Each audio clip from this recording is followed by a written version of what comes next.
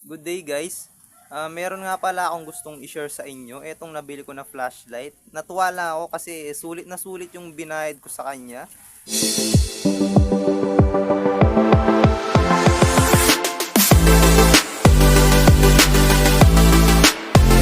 So eto siya, si Wurkos. Tapos yung kanyang model is TDO4. At yung emitter niya, meron siyang XHP 50D high. Yung kulay naman niya is 5,700 to 6,000K. Yung kulay ng tint, ibig sabihin pure white siya or yung full white. Ayan, buksan na natin. So unang-una yung kanyang user manual. Ayan. And then ito yung lanyard tsaka dalawang extrang O-ring. Tapos yung kanyang charging cable. At yung mismong flashlight. Ito siya. So ayan lang yung laman ng box. Ito lang. Ayan lang siya guys. Focus muna tayo sa flashlight. So ito siya. Sa appearance, maganda naman. Ayan. Non-slip. So pag hinawakan mo, talagang komportable siya. Hindi siya katulad ng iba na matalim yung dito. Yung ibang model kasi matatalim yung ganito niya guys. So hindi mo siya pwedeng hawakan ng ganyan dahil medyo masakit. Pero ito, okay na okay siya. Ayan. Tapos yung ano naman niya, yung body niya, type 3 hard anodized na aluminum. So matigas siya, hindi siya yung malalambot na klase. Pinaka nagustuhan ko dito is naka dual switch siya. Etong sa tail switch, tsaka isa dito sa kanyang main switch, dito malapit sa kanyang head. Doon naman tayo sa battery niya sa loob. Pag bago kasi to guys, meron pa tayong kailangan alisin bago natin siya mapaandar or magamit. Etong protective niya sa battery. So nilalagay ito para hindi mag-on yung flashlight kung aksidente siya na mapindot dito. Safe na safe talaga.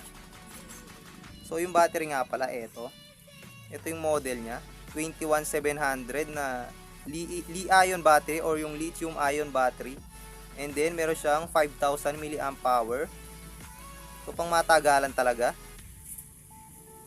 Sakto siya sa matagalan na gamitan, no?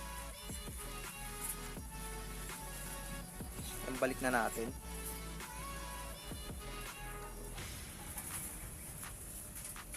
Ito yung kanyang emitter guys. Ayan. Ayan siya. Tapos yung reflector niya is OP reflector. Ayan. Sa charging naman, type C siya. Ito. Subukan natin. Ito yung power bank.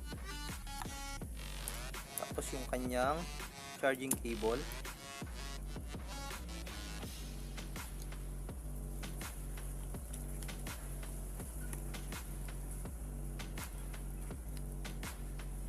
So ayun, umilaw siya, kulay pula. Ibig sabihin nag-charge siya. Once na mag full charge siya guys, magiging kulay green to. And then pag nag full charge na siya, make sure lang na pag binalik natin to guys, ayusin natin para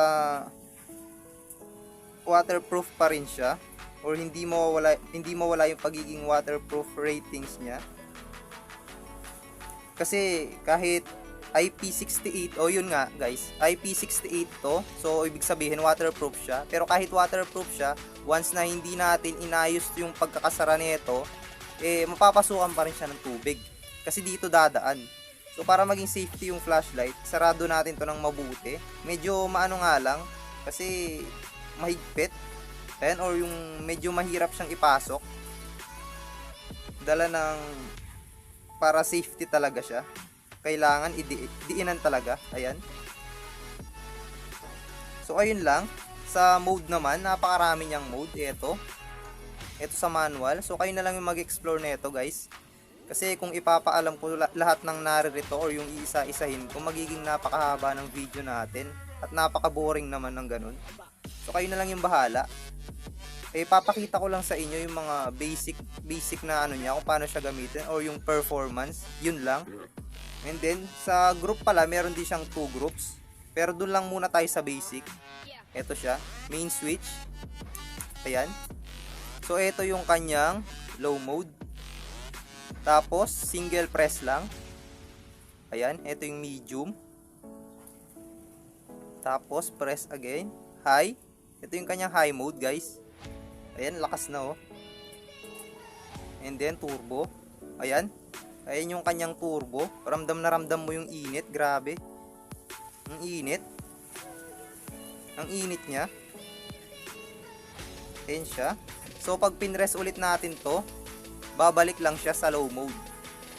Nga pala guys, so kung ano yung last mode na ginamit natin dito, automatic siya na masisave. Halimbawa ayan, low, medium, high, and turbo. Tapos bigla natin siyang pinower off dito. So next time na i-on natin, nandun pa rin siya sa kanyang turbo mode. Ayan. Hindi siya babalik sa low. Mainit eh. So yun lang guys, no. Yun lang yung pagpapakilala ko dito sa flashlight na to. Subukan na lang natin siya mamayang gabi para makita nyo ng actual yung performance niya. So ayan, i-cut ko lang tong video. A few moments later. Good evening everyone. For tonight, masusubukan na natin si Wurkos TD04. Ito. So ayan siya guys. Ito yung kanyang low mode. As you can see, ayan. So saktuhan lang siya. So, and then doon tayo sa medium. Ito guys, ito yung medium niya. So malakas na. Ayan. Pagpasensyahan nyo na yung camera natin ha. Hindi kasi nagpo-focus ng pangmatagalan. Ayan, nagbo-blurred siya pag ginagalaw natin. So ito yung medium. And then proceed to high. Ayan yung high niya. Ito guys. Ito yung kanyang high. Ayan. Ayan yung high mode niya. Ayun. And then doon tayo sa turbo. Ayan guys, ito yung kanyang turbo mode. Ayan no. Ito guys. Sakop na sakop yung buong kalsada. Ayan siya. As you can see. Ang ganda ng throw niya guys. Ayan o. Ito yung dahilan kaya bilib na bilib talaga ako dito sa model na to. Kasi biruin mo yun, 3,000 lumens lang. Pero yung throw niya, overall performance, ang ganda. Ayan o. Ayan siya guys, hanggang dun siya sa dulo. Ayan. As you can see. Ayan siya.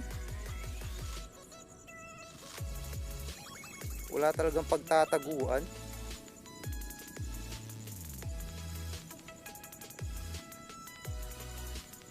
Yan, lakas talaga oh.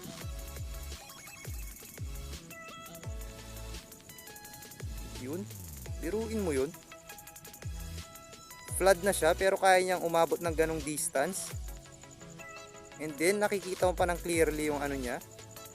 Yung lights niya, yung naiilawan niya. Yan.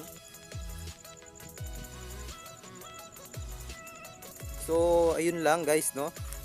Sa mga gustong bumili nitong Wurkos TD04, so nabili ko siya sa Lazada. Ilalagay ko na lang yung link sa description natin para hindi na kayo mahirapang bumili. So, i-click nyo lang yun and then mapupunta na kayo dun sa store. So, yun lang. Thank you sa panonood and God bless everyone. See you next video.